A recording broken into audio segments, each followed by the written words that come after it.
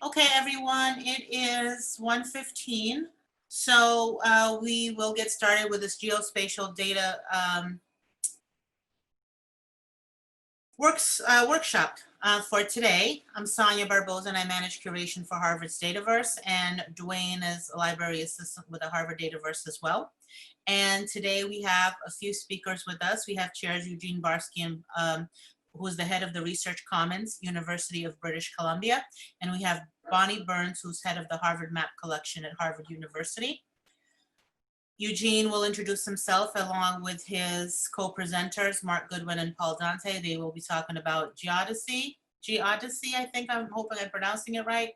And then Bonnie and Ben will also introduce themselves. We will have discussion room breakouts, and I'll put these questions here that you see into the notes, community notes document that I share, so that you know what you're discussing when it comes to the breakout rooms.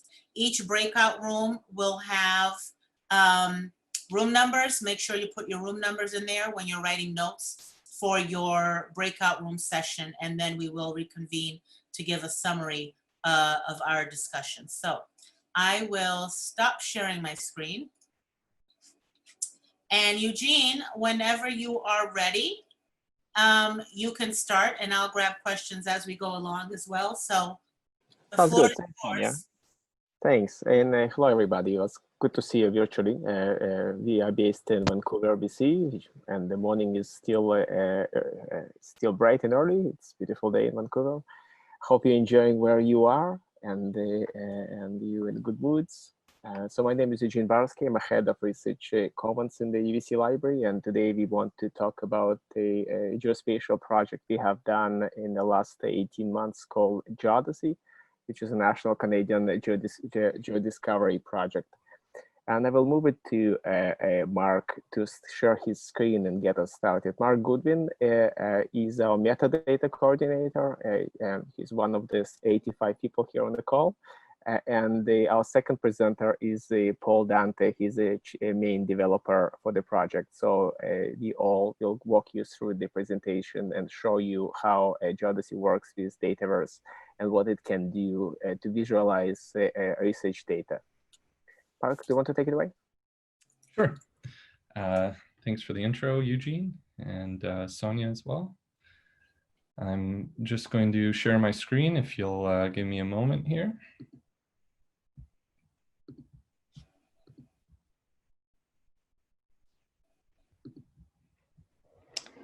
All right. So as Eugene mentioned, my name's Mark. I'm the metadata coordinator. Paul is the software engineer. We're gonna share the presenting duties today for this one. We're gonna talk about our project Geodisy, a little bit of background and how it works, and then we will move into a live demonstration. So to begin with, a few key points about Geodisy, what it is. It's an open source discovery tool that allows users to find open research data visually, spatially, quickly using an interactive map. So the map discovery portal is the kind of main feature. It's what makes Geodisy what it is. So users can find data based on its location. It's currently built to work with Dataverse. It contains data that is geospatial in nature, shapefiles, geotiffs, that kind of thing, vector raster, or simply, or data that's associated with a location. So that could be, you know, a survey of Toronto or New York City. We would map it onto the map based on that location. So that is something we see as kind of setting Geodisy apart a little bit from more typical geospatial discovery portals. We were aiming for more of a wider user audience and a tool that contains more of a diverse set of subject areas. And lastly, everything about it is open source. All the code is freely available to adapt on our GitHub page. And I will post the link to the GitHub page at the end here. So that's coming up. And why is it useful? Why is it important?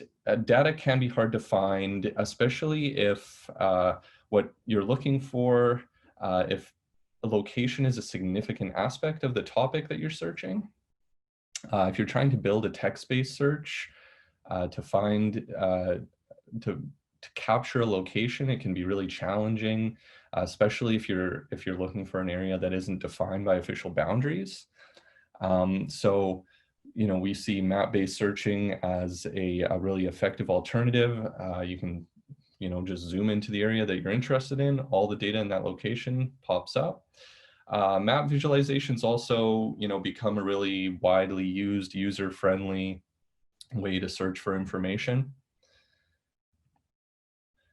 This screenshot is the website for Canada's Federated Research Data Repository, FRDR for short.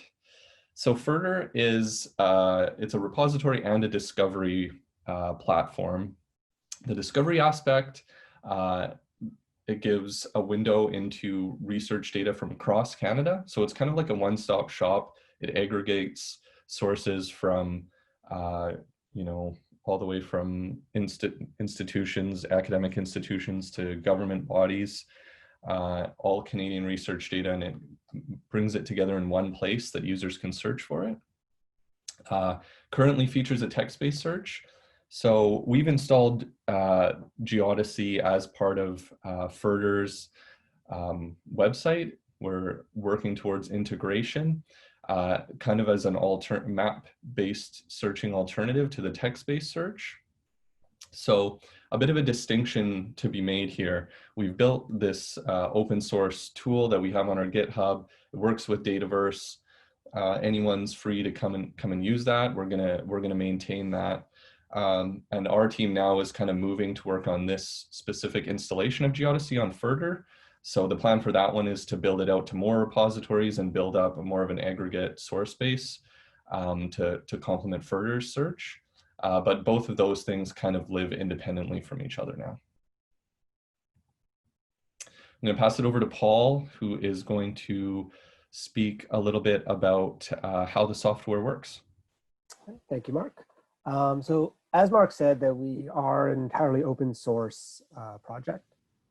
But part of that is we didn't feel the need to reinvent the wheel. And so we're reusing some existing open source components. The first of which is primarily why we are talking here today, is that we're using Dataverse as our repository type to harvest from for our first phase of Geodisy.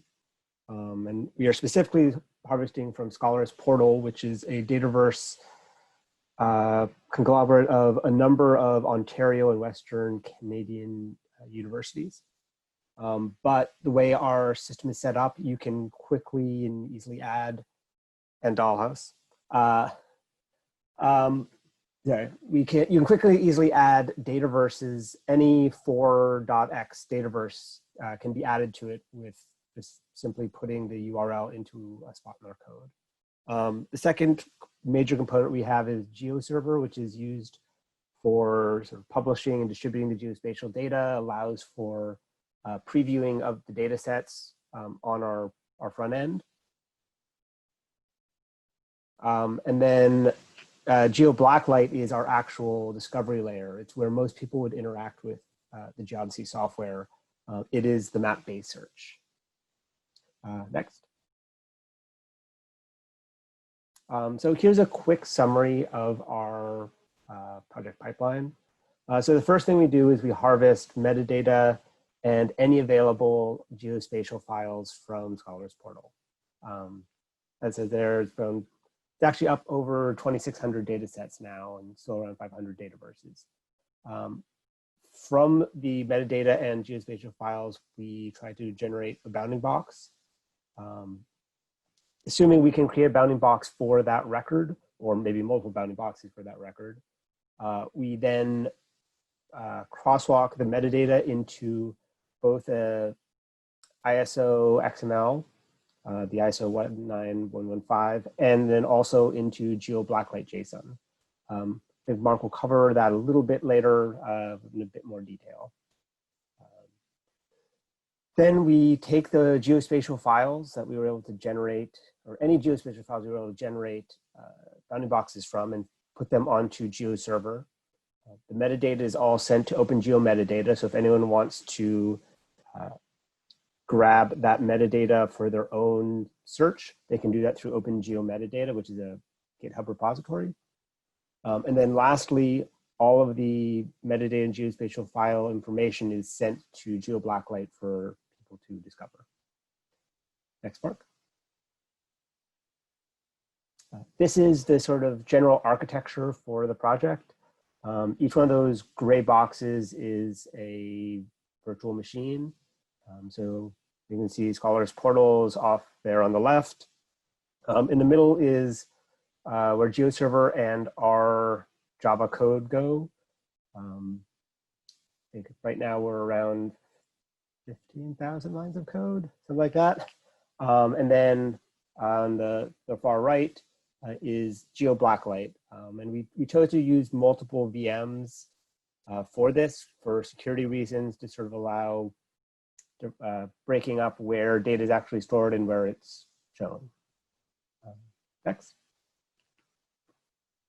So I mentioned bounding boxes. Bounding boxes are the linchpin of the Geodisy project. GeoBlacklight requires a bounding box in order for it to display data sets. And so any data set that makes it through our pipeline has to have a bounding box, whether that was created programmatically through looking at the geospatial files, or it was pulled from the metadata. All of them have a bounding box. One thing we've decided on was that if there are multiple bounding boxes for a data set, then that will result in multiple records on the GeoBlacklight front end, so that each bounding box is its own search, because you can have studies that cover very diverse areas around the world, and you are looking for a specific area, so it doesn't make sense if you're looking for information about northern Canada to get files that are related to northern Russia, even though they are the same data set.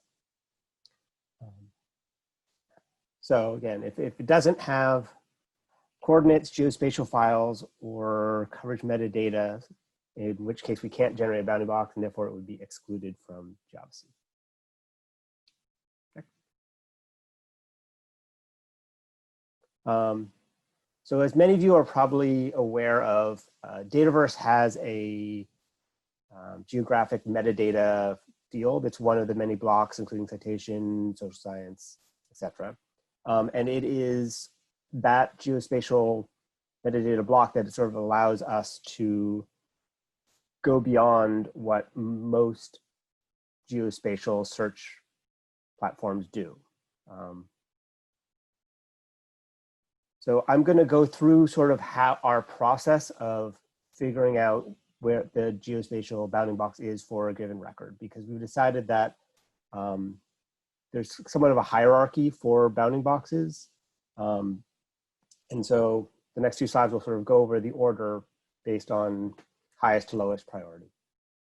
Okay, Mark?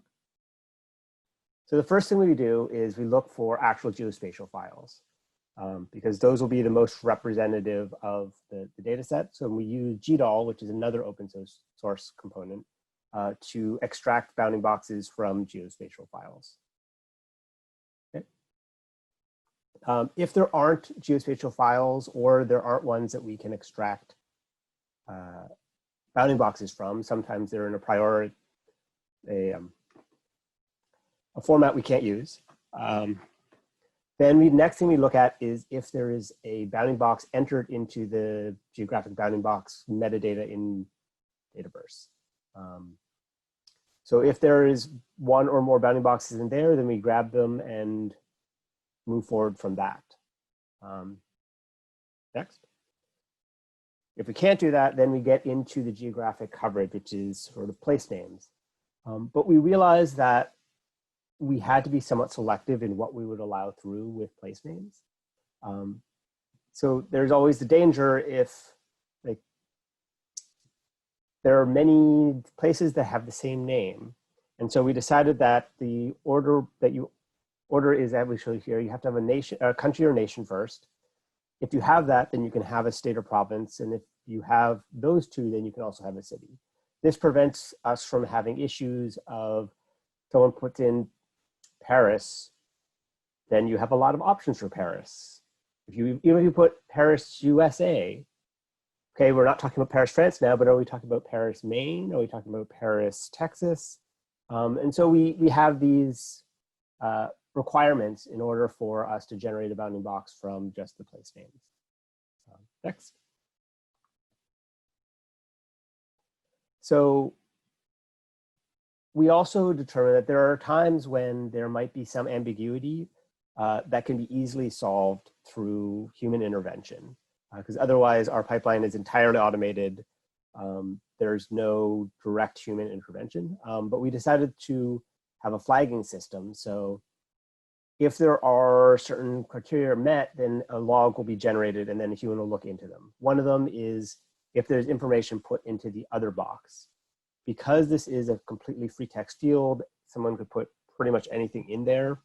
And we didn't feel like trying to automatically parse that information was a realistic endeavor.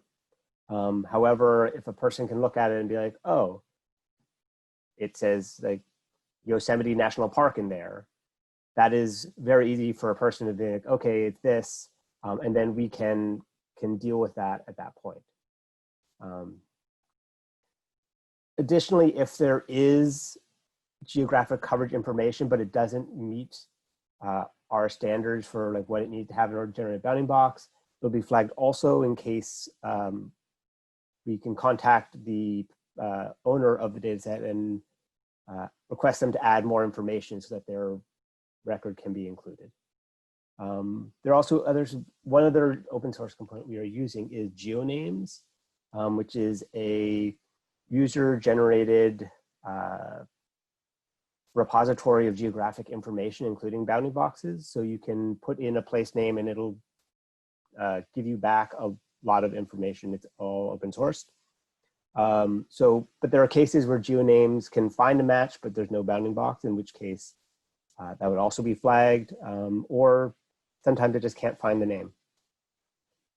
So in all those cases, we will generate a log and then look at it later. Mark? Next. It's back to Mark we'll talk about metadata.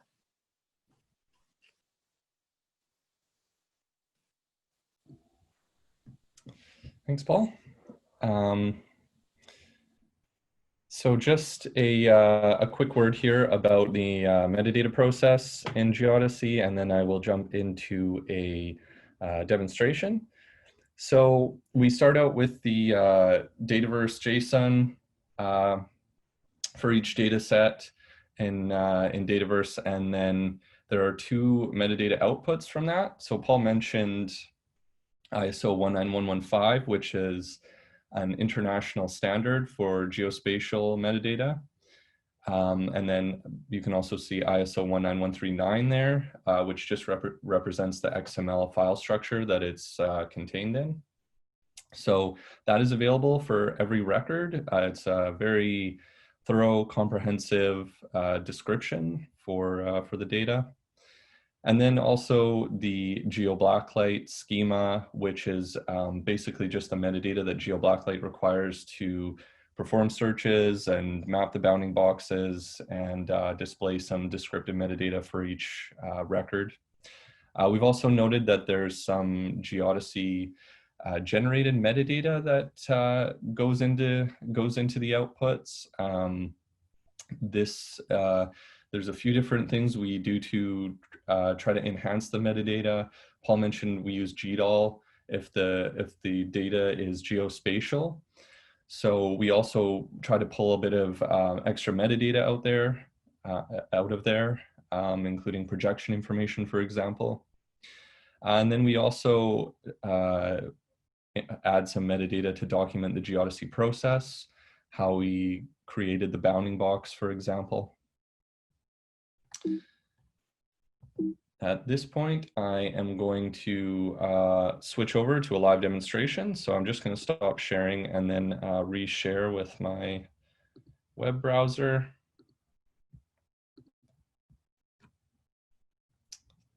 Okay. So I've already displayed a screenshot of FRDR's website. So the Geodisy map search link is located just to the right of the text-based search here.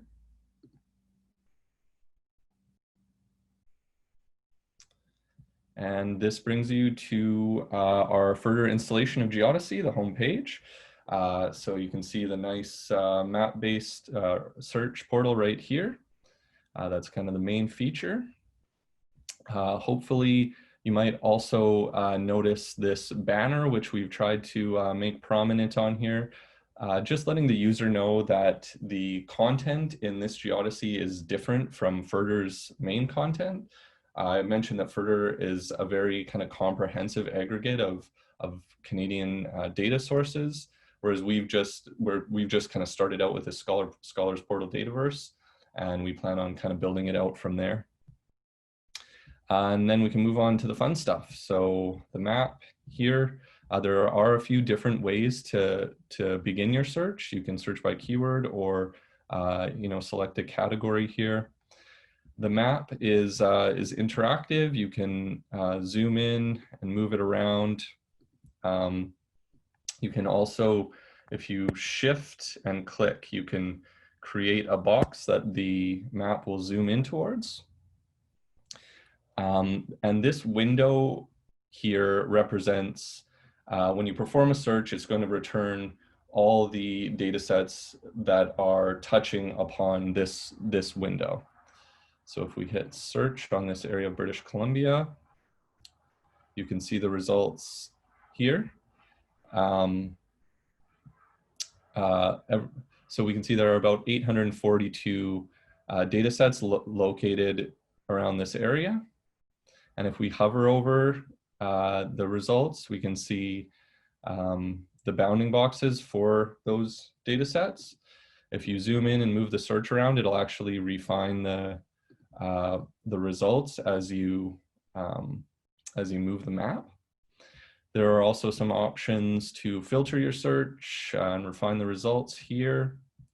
A quick note about the relevance too.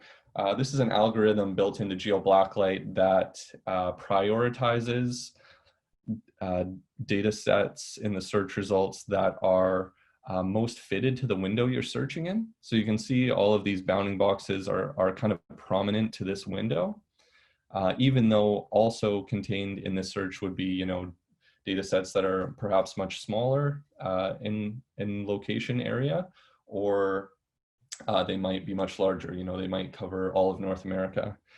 Those are going to be suppressed in the search. And if we zoom out, then we're going to get things that are, the size of Canada and North America. So I'm just going to zoom back in here to show an example.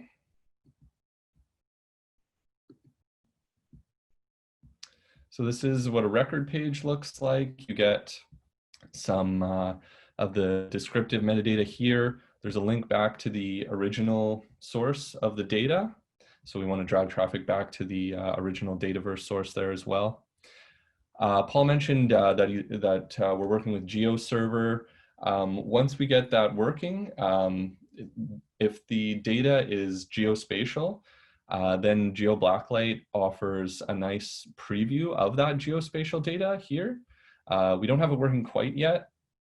I feel like I've been saying this at presentations for the past few months, but we're confident that it's going to be ready next week.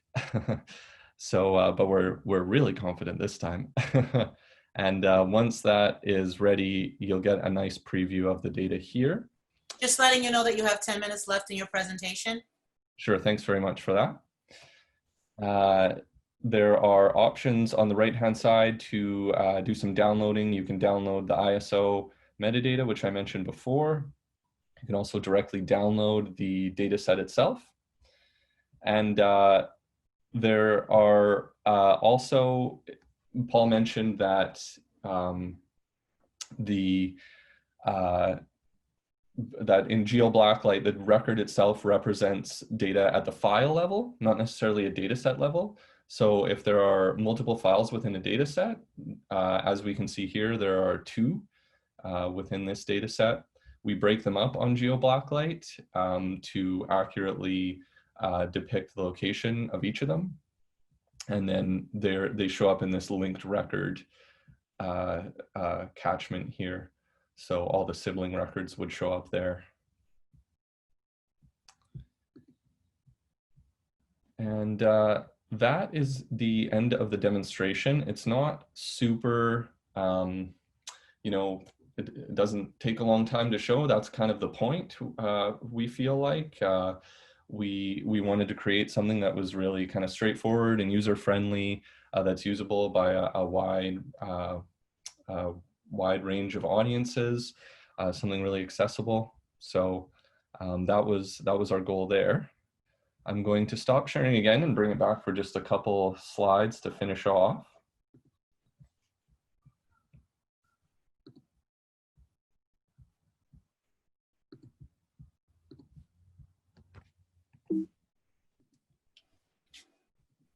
Okay.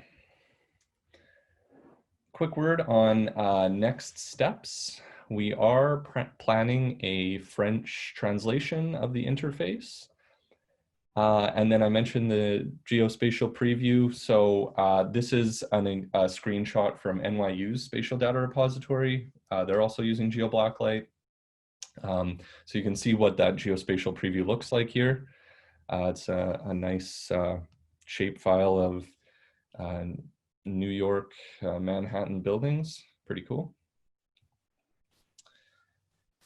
And to wrap things up, a big thank you to all our amazing project partners, everyone who's helped out along the way. It's a wide group of people here.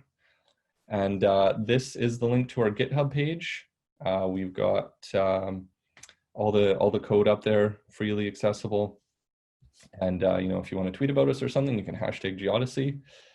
And I do want to give a big thanks at this point to Dataverse for having us. We really appreciate the opportunity to let you know about what we've been working on. Thanks very much. Thank you very much. Eugene, were you going to add to the presentation? If not, we still have some questions. We're tracking the questions in the document and we can address some questions because we have about 7 minutes. Yeah, I think we answered many of them, but let's go to a few questions that were not answered. So I was answering them in the chat.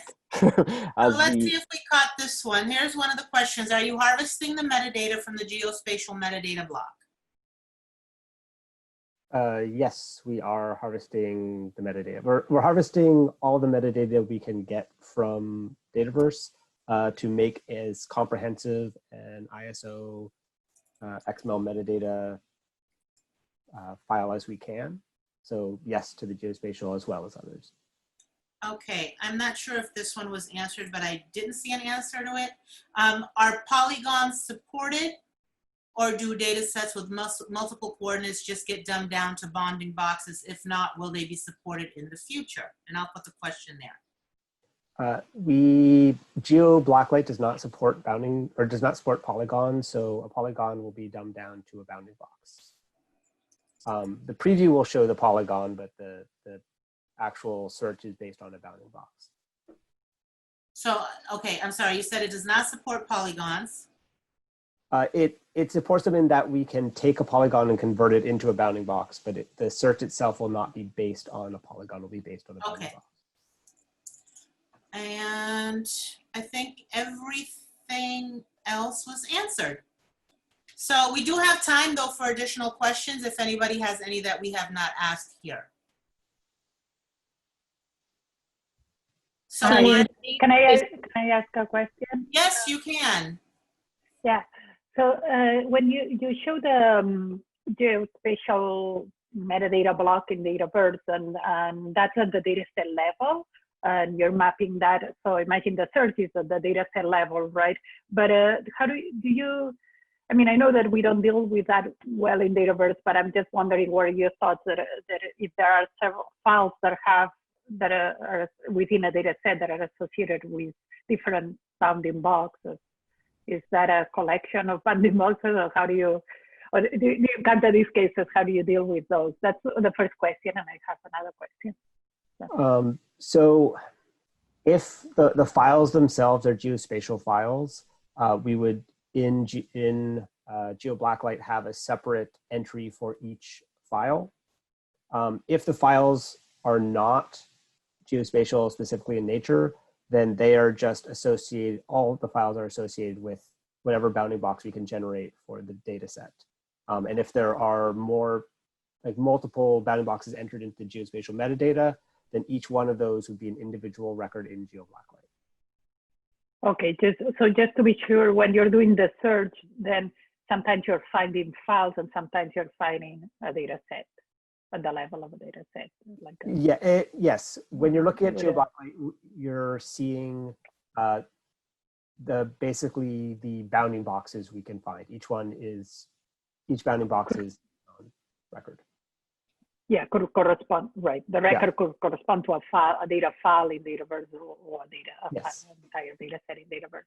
But we're also linking them, we are connecting them together. They are linked. They are saying it's part of a larger study. So they are not completely separate. So it's a part of a linked data idea. So we say that file 1 of 20, 2 of 20, 3 of 20, and so on. That's great. Yeah, that's great. I can And my second well. question, okay.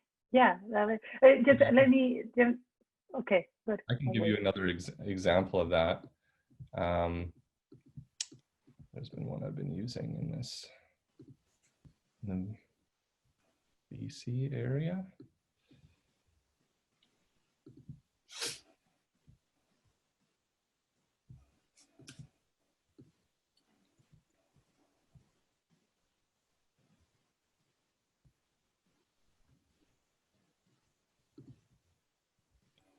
So you can see here we enter that it's part of a set in the title. We add that in there. So there's 7 files, or perhaps, this also could have been 7 separate bounding box entries in the metadata. I think this one's actually files. And then we show on the side here all the linked records. And then if there's more than 2 of them, I think you can actually go and browse the location for all of them. So you can see we've mapped out the bounding boxes for each file here. That's great, thanks. Okay, there's another question. I had a second question. Oh, okay. Sorry, let's get this question and then your question will be last, Mercedes.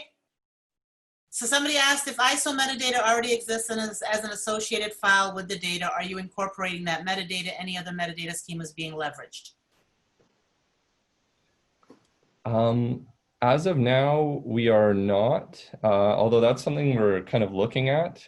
We just kind of built a crosswalk for from the JSON to the ISO standard for now, but we're kind of reevaluating how that process is going to work. And one of the things we're looking at is what if there is an ISO record already associated with it. I don't think that's something that's very common in Dataverse, but it is something we are thinking about. It's a good question. Okay, Mercedes, you want to ask your question because we have 1 more minute. Yeah, and if I see, I think another 1 more question there also in the chat. But so about the preview feature. So how do you detect that it's a geospatial data file just by looking if it's a shape file?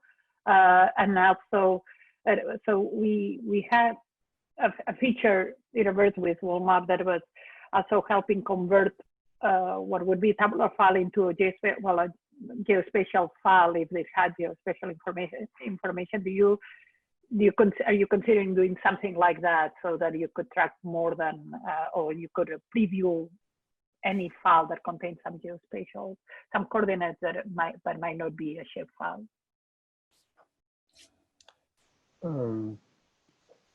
Sorry, I missed part of the question. It was basically, are we looking at, sorry. How are you detecting that it's a file for the preview? First question, and then if you're doing some transformation or planning to do transformation. Yes, so we are doing our detection based on all the file types that GDAL can read. So there are certainly some file types that are proprietary that we can't read without getting additional drivers that would make it a non-open source project.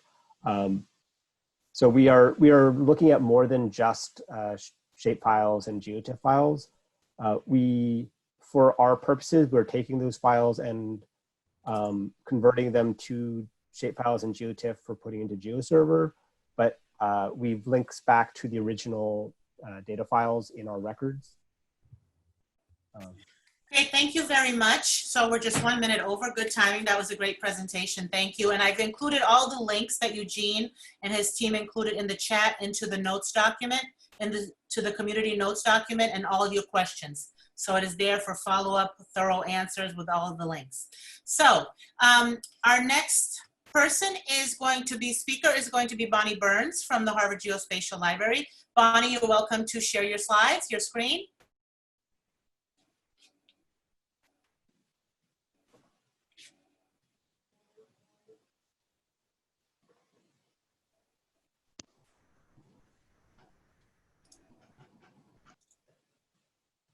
You know, am I not muted now? I think that's the third time I've done that. We can hear you. Okay, it's the third time I've done it this week. I got to master the mute button. It's only been 3 months. Hi, everyone. I'm glad to be here. Eugene and team, that was a great presentation. That is a really, really exciting project. We'll be getting in touch about that. That's fantastic. So I am a Dataverse newbie. I am here to learn. That's my goal.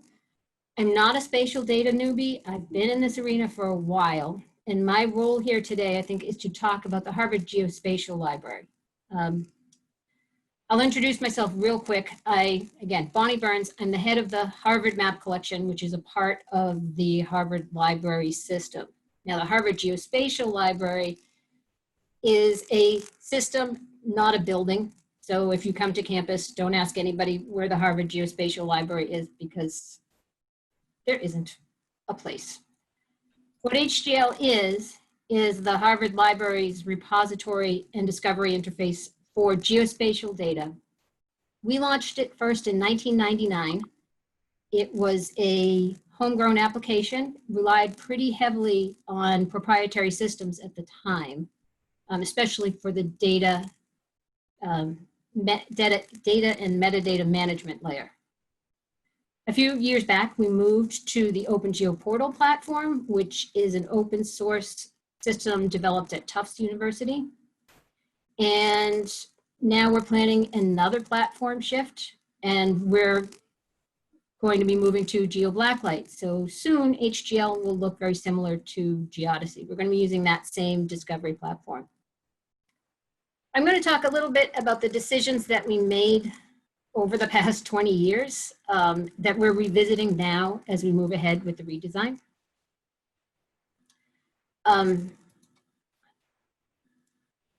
In the beginning, HGL was designed with a very limited project scope. We were supposed to be a way to make GIS data that was in the stacks in the Harvard Map Collection available online. The map collection is home to a lot of geospatial data, but we're also home to about 500,000 paper maps. They range in date from 1493 to the present. And the issue was we're only open business hours. So students who were starting to work on GIS projects when they were doing their work, they couldn't get to us. We wanted to make things available for them online. And in 1999, that wasn't really happening very much. That initial mission that was so limited in scope drove a lot of the decisions that we made. For one, HGL was and is a heavily curated collection of library materials. If it wasn't going to go in the stacks in the library, then it wasn't going to go into HGL. We do have some researcher created data sets, but we really don't have very many. That part of the collection is very limited. We were strictly focused on library materials. The types of data that we have in HGL are only data sets that are GIS ready. Data that can instantly be displayed in mapping and geospatial analysis software. So for the most part, we're ingesting shapefiles with the occasional GeoJson file. Those are associated with a really specific project. So generally not bringing those in, just shapefiles. And georeferenced images of maps. We store all the data in GeoServer. It can be downloaded as shapefiles in the case of vector data. And in the case of the scanned maps, you can get a Geotiff or a JPEG 2000 with an associated world file. Now, a quick note on the georeferenced maps. I don't know the appropriate level of jargon for the audience, and maybe I've already stepped over it, but georeferencing is the process of assigning coordinates to an image, scaling, rotating, in some cases warping the image so that it would fit in the right spot in the real world if you used it in a mapping application. That fitting information is either stored in the header of the file or stored in an associated text file, and it leaves the original image untouched. Our decision to go with the world files in addition to the Geotiff was because we wanted to distribute these scanned maps as accurate representations of the original form. Without the rotation, without the warping that can come from the georeferencing process, users can then, they can download the files, they can use our georeferencing if it's good enough for them, their purposes, or they have the original file so they can georeference it again themselves if they want to. Or they can take the image down to Kinko's, print it out and hang it on the wall. The maps are beautiful. They're lovely to look at. They have fun details like a parrot that you can then insert into a Zoom meeting that has a lot of text in it.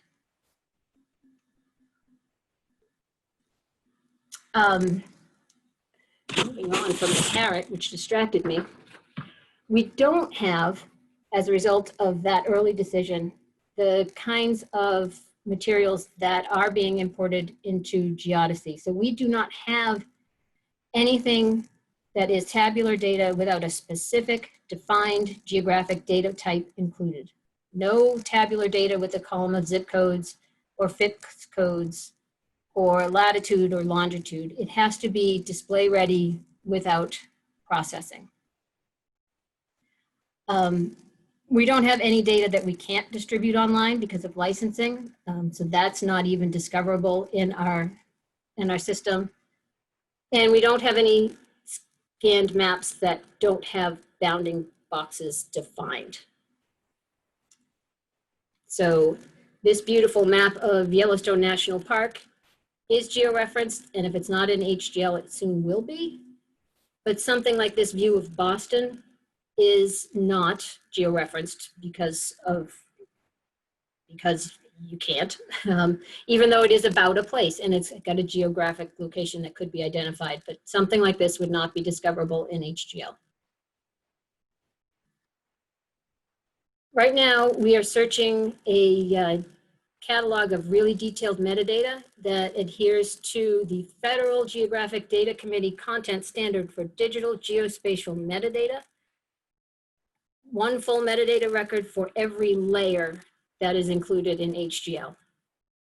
All of that is indexed in Solar. And I'll want to talk a little bit about the FGDC content standard. When we started in '99, this was pretty much the only game in town. I don't think ISO had been finalized by then. So this was we went with FGDC standard. The As a result, our metadata is very robust and detailed. The standard is very rigorous, and some might say rigid. So the downside is there's so many elements required for compliance. The metadata can be very time consuming to create. Among the institutions I've been in contact with, most of them are going with the ISO 19115 standard. We're planning to switch. We're just exploring how we are exactly going to do that when we have thousands and thousands of FGDC records, and how are we going to manage either the crosswalking or a system that can index them both. The website itself is hgl.harvard.edu. I'm not going to demo it. You know, it's going to change so soon. I would encourage you to go and look at it and see the types of functionality that we have in there.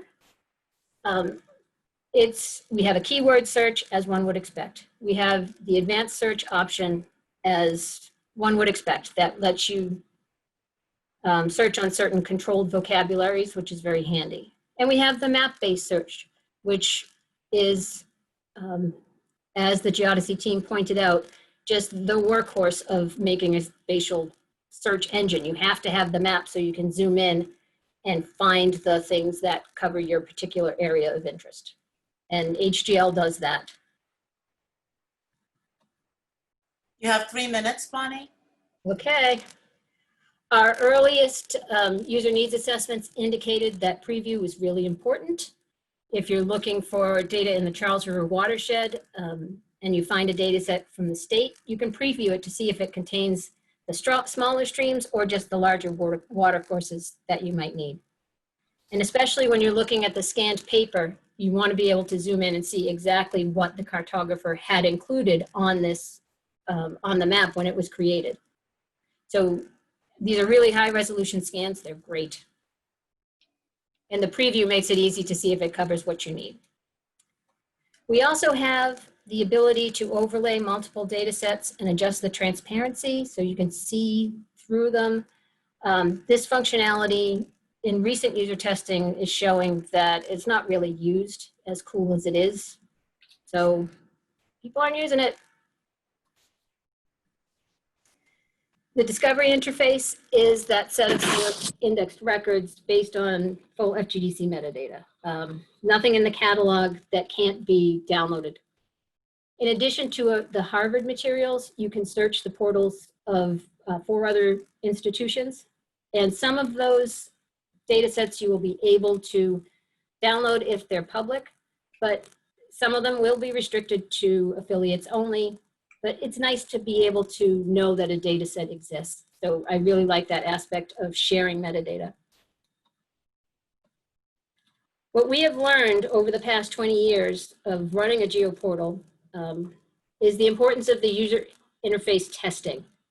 What I think as a librarian about how it should work and what I think users need, it may not be what users actually need. I have my own mindset, and it's important to talk to the users and figure things out from there.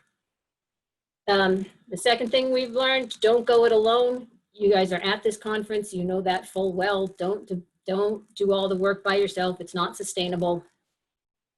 And the third thing, we have learned the difficulty of balancing metadata requirements with realistic expectations. We have a great database with fantastic metadata, but it takes a long time to create. So you've got to find the balance between detail and achievability. You have 1 minute, Bonnie, and we have 2 questions waiting for you if you'd like to take those once you are done with your presentation. Okay. So the questions that I think need to be asked, and what we are asking as we move forward, is what makes something geospatial data? We took a very limited stand on this at the beginning. It had to be in a geospatial data format, very narrow definition. And the other question is, how detailed does your metadata need to be? And what kind of QA checks are you going to do to make sure that all of your data doesn't end up on Null Island off the coast of Africa? at 0 degrees longitude, 0 latitude. We're going to move forward, looking at these questions: strategies for archival storage and data delivery and user experience, and a lot of other things. Thank you, Bonnie. Thanks for your attention. Have a 500-year-old parrot. Okay, why don't we take a minute to do your questions if you'd like. So what we have right now is we have 2 questions that came in. One, do you have archaeological excavation geodata in your archive? We do not. We will have some maps that may have shown where archaeological excavations may have happened, but we don't have anything very detailed. Okay. And the other question was, what was the process to georeference your maps? Who did it? How long did it take? We have a staff member, a big part of her position was to georeference historic maps. We used ESRI products to do that, so ArcMap and ArcGIS Pro. And you can go through them pretty quick. Once you know how the whole process works, georeferencing a map, if it's reasonably accurate, can be done in 10 minutes. Sometimes it will take longer depending on how hard it is to find source points to use to register the maps. Thank you very much.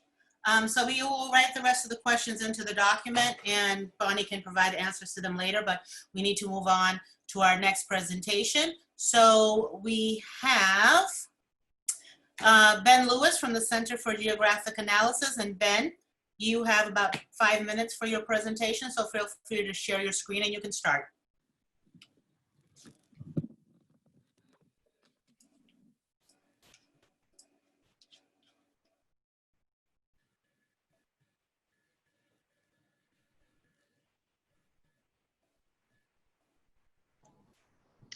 Thank you, Sonia. Thank you, everybody, for some great presentations. I'm going to tell you quickly about a data set that we've been developing for a number of years and that we have recently made much more accessible to the Harvard community and to those who collaborate with Harvard researchers. It's called the GeoTweet Archive. It's basically an attempt to harvest all tweets coming out of the Twitter fire hose which have geolocations. And those take really 2 forms. Those can be GPS coordinates from the user device, and that can also be lat longs based on the user designated location. We have about 10 billion records going back to 2010, organized and stored in a pretty handy way up on Harvard's research cluster, FASRC Canon cluster. Sorry, Ben, you're not presenting, and somebody asked if you can switch to presentation mode. Absolutely. Thank you. Yeah.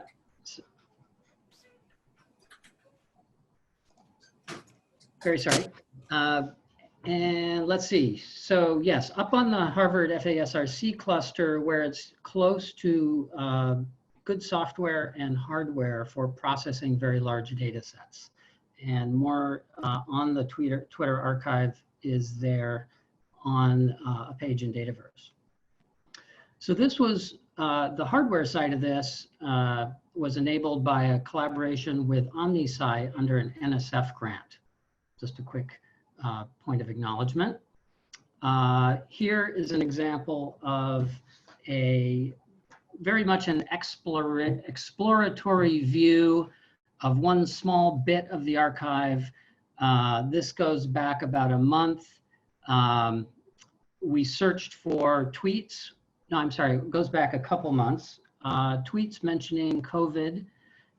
We had 1 million tweets out of what was a 350 million record data set. And that kind of exploration, interactive query for a term, visualization on charts and maps happens interactively using this OmniSci GPU database on the cluster.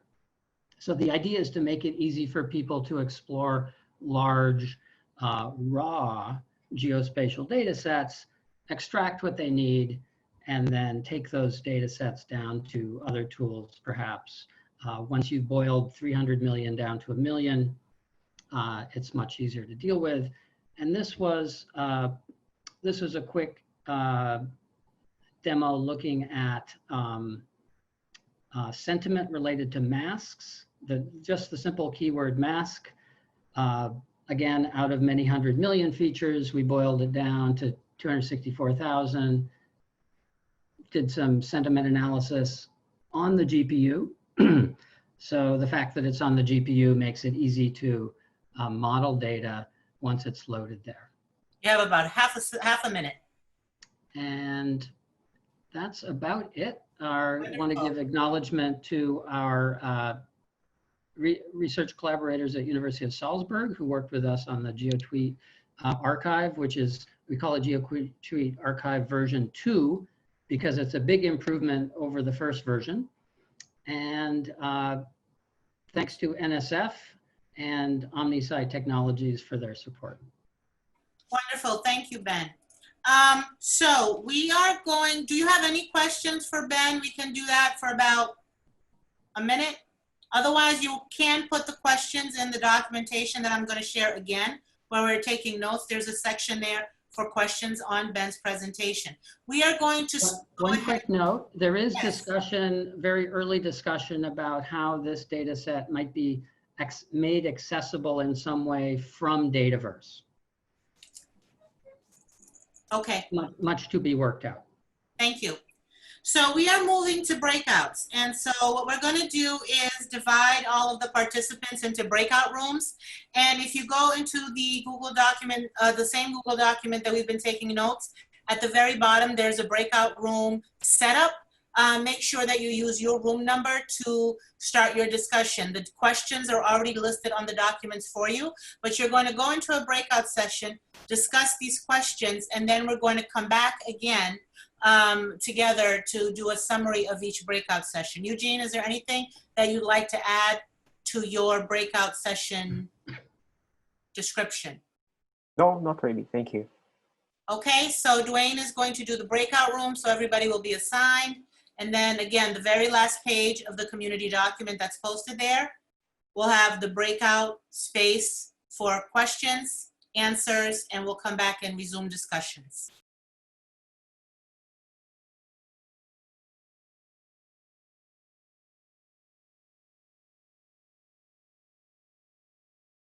Okay, everyone, welcome back from your breakout rooms. I see great discussions taking place on the notes document. So now what we need is one person from each room to give us a brief 1-minute summary of the discussion that took place around the questions we posted. So if we can get a volunteer from room 1, that would be great. And I do want to make sure, so everybody is back. Eugene and his team are back. Bonnie, I saw Ben. I see Bonnie. Yeah, here. And Eugene is back. Okay, so discussion, if we can get the summary for room 1.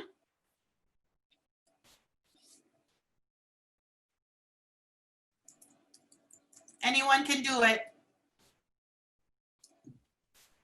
I can volunteer to speak on behalf of room 1. Thank you, Mark. No problem. It was a good room, very friendly attendees. So we started off with introductions, which probably took most of our time. And then we moved on to a couple of the questions here. So geospatial data, I mean, we were talking just about, you know, actual geospatial files versus data sets that are more thematically addressing geospatial topics, or like with some aspect of geospatial information, and you know what that means for Dataverse. Talked a little bit about the geospatial metadata block and how it works, and a couple of us in that group are working on, or part of the Dataverse North metadata working group, which is a Canadian Dataverse network.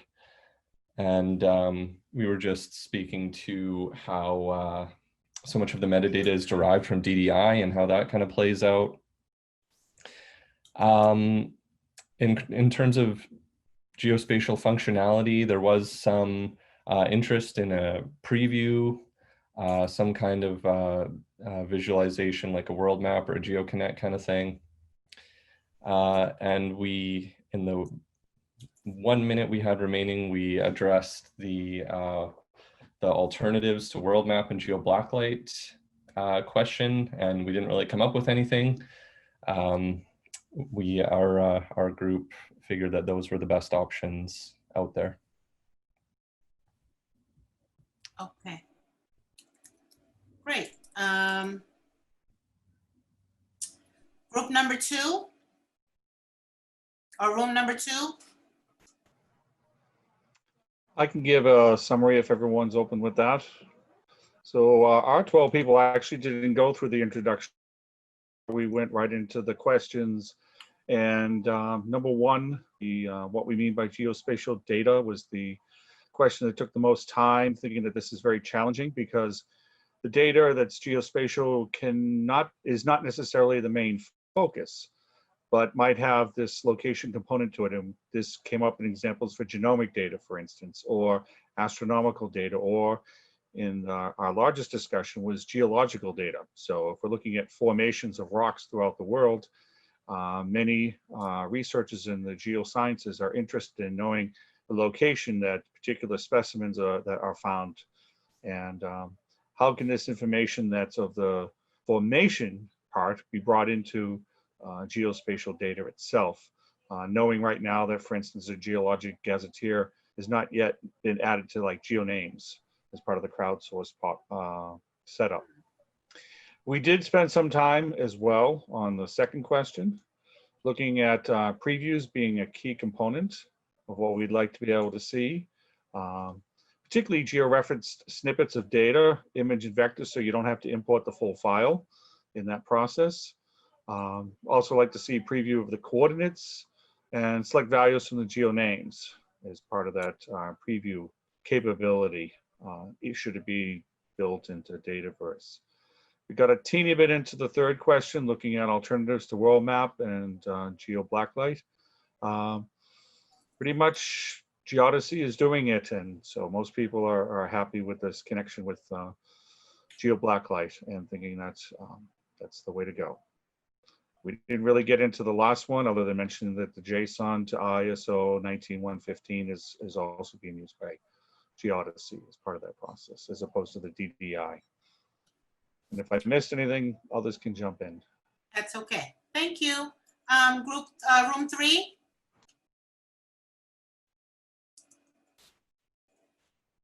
Someone volunteer from room 3? Mercedes, Chantel, Mara, Blake, Sherry, Anna, Brian. I'll call you out. Aaron, Stuart, Camille, Douglas, anybody left? Okay, while they're deciding. Oh, okay, somebody else. Oh, it doesn't, Mercedes can do it. I can do it if you want. Aaron, go, Aaron, go. Okay. I speak a lot in this meeting and everything. Okay, I gave her update last time. That's okay. Okay. For the first question, we said, what do we mean by geospatial data? And we just said anything with geolocation information. We were very general. But we talked a lot about the second question. Users would like to be able to do a map search. Their needs and wants are going towards that expectation. And they also like previews. So a maps preview for shapefiles or MIME types. And someone can jump in if I get this incorrect, but they would like to see census blocks and other geolocation information represented that go beyond a box. So like a city or county boundary, or other ways to take those shapes and to be able to use them and view them more precisely in which the data was collected or studied. We also had another comment, people are interested in working with confidential geospatial data. So location is so central to privacy. So that's something to keep in mind also. So how can confidential geospatial data be shared amongst research with potential confidential issues? So one person brought up about creating a geospatial virtual data enclave that has masking techniques and so on that would allow it to be shared and accessible amongst the research groups. Not necessarily to be disseminated to like, the whole wide world, but just amongst researchers. Other suggestions would like to see Dataverse have more connections to GeoBlacklight without having to use the crosswalk. I think I got that correct. And yeah, I think that's about everything. Thanks. Thank you. Okay. And room number 4.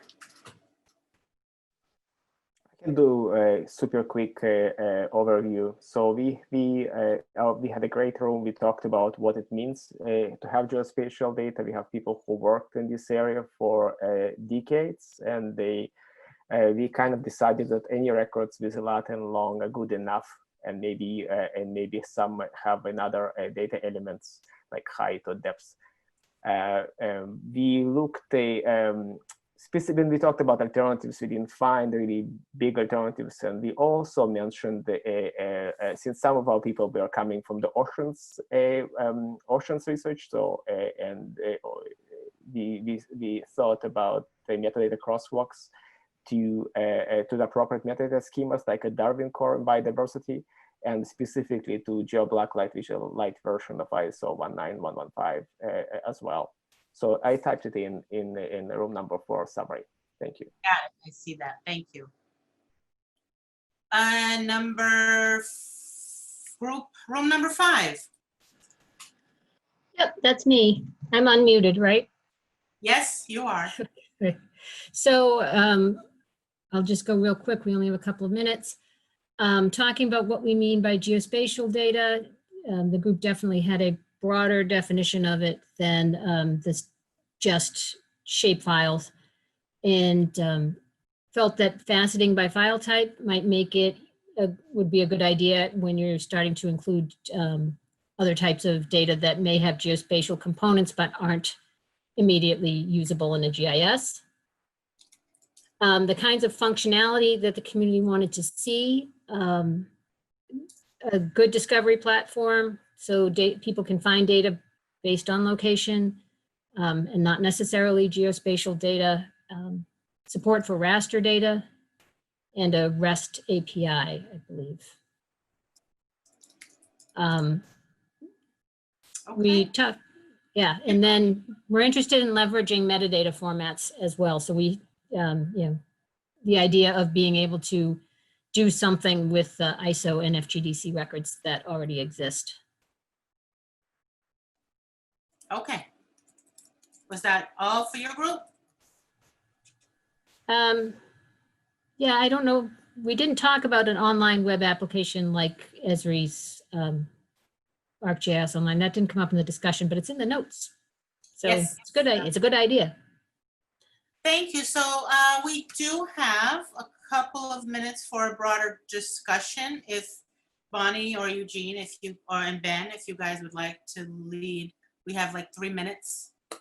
So if there are more questions or more things you would like to talk about, you can go right ahead. I can leave the room open for those who want to talk for more than that time. Our next session starts at 2:45. Go ahead. I just wanted to thank you guys for spending an hour and a half of your valuable time. It's not given, so we really appreciate it. And also not polluting the earth and not flying in and not spending time in the hotels and not going to restaurants. I actually enjoyed the virtual conferences, and I think the community might actually change its approach one day and have less travel.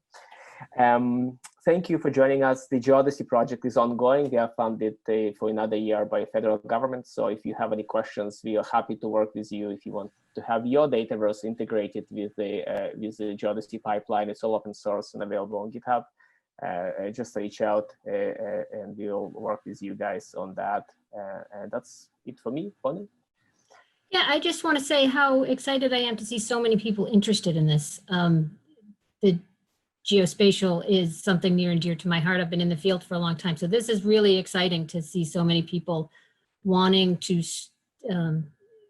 do more with spatial searching. I think it's a huge benefit to researchers of all kinds.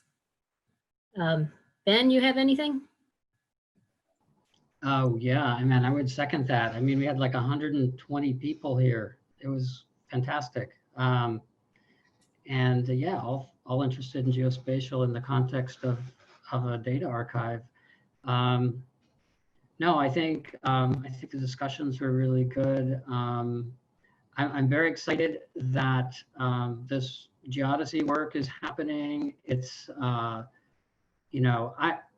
correct me if I'm wrong, but I see it as a geo blacklight oriented. I'm sorry, a Dataverse oriented geo blacklight search tool, and that could fit in well with Harvard Geospatial Library's future directions, and perhaps we might even might have good integration of geospatial data between these different groups, possibly. I know Merce is going to go help with the next session, but again, you can hang out here till 3 if you want. Encapsulation starts at 3 o'clock. That is the next community meeting session, so it is up to you guys. We'll hang on and keep it open if you want to keep the discussion going, so no worries if you need to leave. Somebody just mentioned the Geo for Lib camp at Stanford. That's Right. They mentioned it in the group chat. That's Yep. a great conference that they put together there. Definitely worth looking into.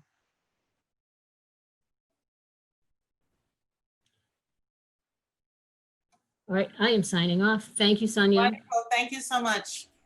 Thank you, everybody. See you guys later.